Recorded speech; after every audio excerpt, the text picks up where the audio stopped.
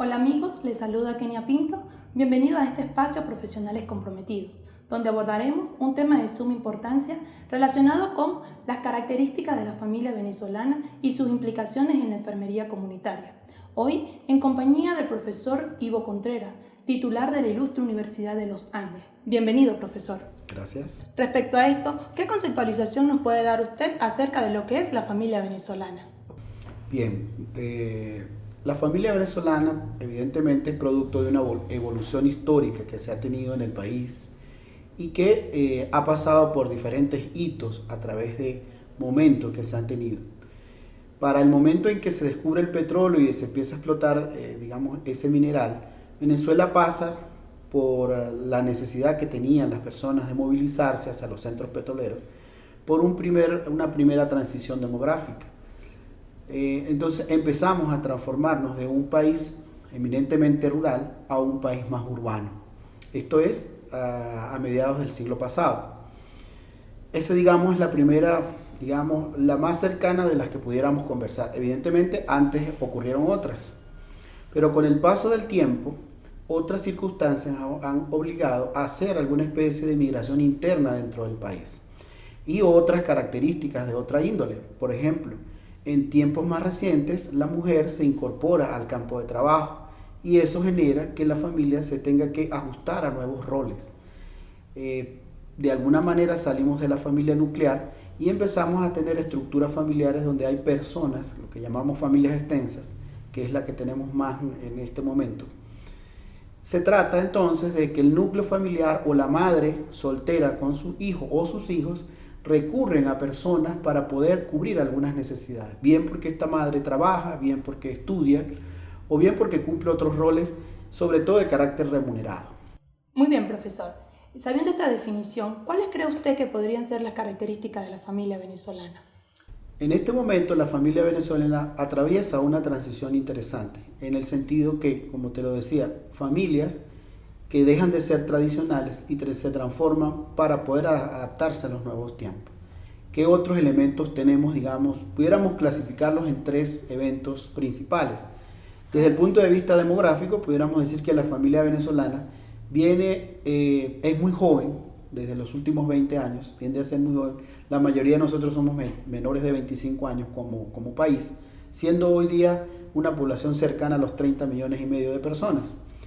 Un fenómeno que se nos está presentando cada vez más acentuado tiene que ver con el embarazo adolescente. Eso hace que en Venezuela 1 de cada 5 partos sea en esta población.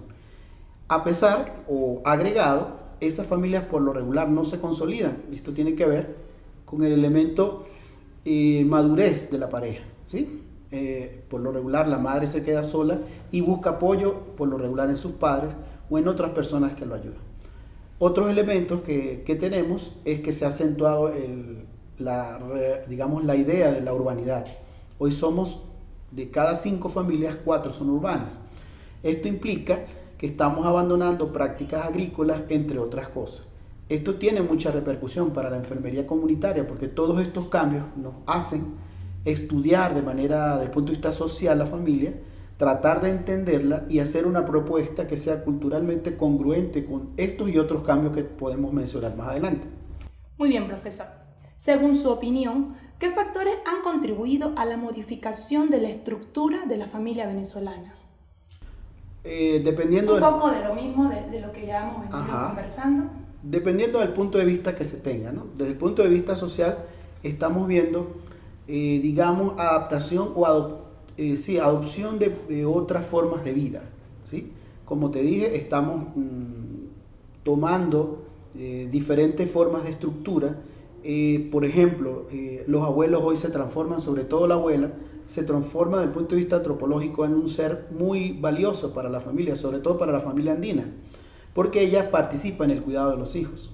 Mientras la madre trabaja, también tenemos el fenómeno del machismo, que es algo tradicional y algo que han llamado algunos sociólogos y antropólogos el matricentrismo, que se trata que la madre, es la que, aparte de dictar las normas de la familia, se tiene la tendencia a que ella, es el centro o el control, de las normas.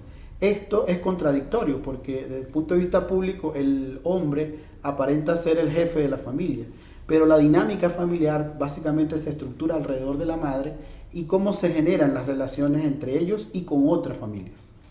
Muy bien, profesor. Con base a lo antes mencionado, ¿qué teorías considera usted que debe manejar fluidamente un profesional de enfermería para ofrecer un cuidado cultural congruente a dicho grupo familiar? En primer lugar, la teoría de Jane Watson, que tiene que ver con el cuidado. El cuidado expresado como una acción intencionada del profesional, pero que está muy, curtida de la realidad o del entorno que vive esta familia. Otros elementos que tienen que ver, por ejemplo, la teoría, o mejor dicho, tendencias mundiales escritos por órganos expertos, como por ejemplo la Organización Mundial de la Salud, promoción de la salud, atención primaria de la salud, en el campo específico de enfermería, el uso de las tecnologías propias de la enfermería, por ejemplo, y modelos que explican esa relación de cuidado entre el profesional y la familia. Ejemplo, la teoría de los cuidados culturales de Madeleine Leininger, el modelo de promoción de salud de Nola Pender, por ejemplo, y algunos otros teóricos propios de la carrera de enfermería. Por supuesto que el contexto cultural o el hecho que nos aboquemos como profesionales a trabajar con la familia en su entorno, porque esto es importante acotarlo, tiene que ver con que el escenario más real, cotidiano, tiene que ver con la familia, tiene que ver con el entorno en el que todos los días se relaciona ese grupo de personas.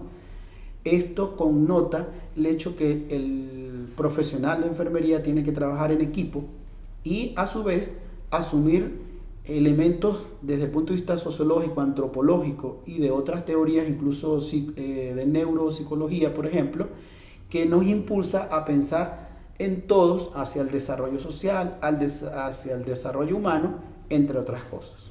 Sabiendo esto, profesor, ¿considera usted que en la práctica de enfermería podría generar un impacto en la intervención de la misma, sabiendo que existe una crisis social, cultural y de valores? Evidentemente, y eso es algo que nos diferencia de otros escenarios. En el ámbito comunitario y familiar se tiene mayor posibilidad de intervención, sobre todo cuando se hace un seguimiento, cuando utilizamos una metodología que nos permite confrontar esa familia, hacer alguna valoración desde el punto de vista de salud, plantearnos actitudes o actividades para que la familia desarrolle actividades sanas y hacer un seguimiento. Esto, a pesar de que en el país es difícil tener esta práctica por razones de seguridad, de accesibilidad geográfica y en algunos casos de accesibilidad cultural, es el cometido de enfermería. Si nosotros tomamos en cuenta toda esta serie de trabajos, inclusive históricos, que hemos venido haciendo, estudiamos desde el punto de vista social la familia y vemos cuáles son sus recursos, cuáles son sus expectativas, cuáles son sus necesidades y nos planteamos hacer una transformación, digamos, orientada por un proceso enfermero, sostenido en el tiempo, orientado, respetando la cultura de esa familia, pero también estimulando cambios saludables, seguramente lo podemos lograr. Muy bien, profesor. Para finalizar, sabiendo que entre las alteraciones de la dinámica familiar existen o nos encontramos familias que son funcionales y disfuncionales, ¿cuáles podrían ser las estrategias para abordar este tipo de familias que se presentan en la actualidad de la sociedad venezolana? El escenario comunitario y familiar se plantea la idea de la negociación permanente.